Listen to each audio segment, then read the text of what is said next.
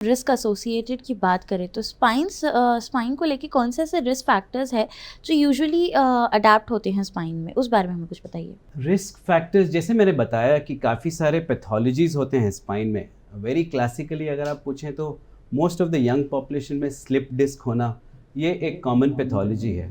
तो उसका risk factors अलग है, जैसे कि आपका पोस्चर सही नहीं है, आप एक्सरसाइज नहीं कर रहे हैं, आप काफ़ी देर तक झुक के बैठ के काम कर रहे हैं। जैसे आजकल के आईटी प्रोफेशनल्स में देखेंगे काफ़ी टाइम वो कंप्यूटर पे स्पेंड करते हैं without any exercise. So these all fall into risk factors of posture. Diet wise risk factors पूछें तो अगर आपका विटामिन और न्यूट्रिशन अच्छा नहीं है या आप में स्मोकिंग की हैबिट है which again affects your overall recovery, तो ये भी एक रिस्क फैक्टर हुआ। और कुछ other risk factors for infection, जैसे आपका न्यूट्रिशन और आपका इम्यूनिटी ठीक नहीं है तो आपके chances of getting infection in the spine is very high. So ये सब चीज़ अगर देखा जाए तो these are all most of the risk factors are controllable. आप प्रॉपर न्यूट्रिशन करके, प्रॉपर पोस्चर मैनेज करके, एक्सरसाइज करके आप काफ़ी सारे रिस्क फैक्टर्स को आप ख़त्म कर सकते हैं या कम कर सकते हैं। यहाँ पे अगर रिस्क को मिनिमाइज़ करने की अगर हम बात करें तो स्पाइन सर्जरी के रिस्क को अवॉइड करने के लिए या उन्हें कम करने के लिए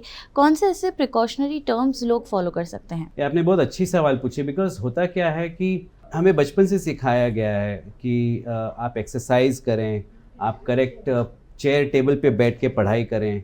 तो ये सारे चीज़ हम समवेयर डाउन द लाइन हम टेकन फॉर ग्रांटेड कर देते हैं और धीरे धीरे क्या होता है कि ये हैबिट बन जाता है and then that can lead to problems like disc problems and all that. So अगर आपको मिनिमाइज करना है, I appreciate the word what you used, you may not, आप सारा रिस्क फैक्टर शायद कैंसिल ना कर पाएँ बट आप उसको मिनिमाइज भी कर लें तो आपका क्वालिटी ऑफ लाइफ काफ़ी बेटर होता है, आपको स्पाइन प्रॉब्लम्स आने का चांसेस कम हो जाता है। सो जैसा कि आपने पूछा मिनिमाइज कैसे करें, तो वेरी क्लासिकली जब भी आप चेयर और टेबल पे बैठ रहे हैं make sure you are sitting upright, आपका बैक सपोर्ट बराबर रहना है, ज़्यादा देर तक मत बैठिए।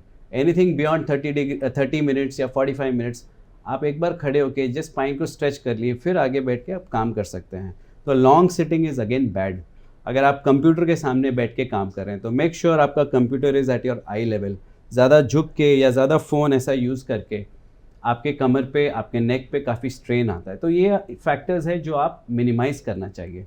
एंड जैसा मैंने बताया काफ़ी सारे फैक्टर्स आपके कंट्रोल में हैं, काफ़ी सारे प्रॉब्लम्स आप खुद से सॉल्व कर सकते हैं। स्पाइन में भी अगर आप देखे जाए प्रॉब्लम्स के और पैथोलॉजीज़ इमीडिएटली उतना प्रॉब्लम नहीं आता, जो धीरे धीरे करके एक स्टेज आता है जहाँ पे आपको सर्जरी का ज़रूरत पड़ सकता है। सो आप पहले से ही आप ये सब चीज़ फॉलो करेंगे तो आपको स्पाइन सर्जरी का रिक्वायरमेंट कम होगा।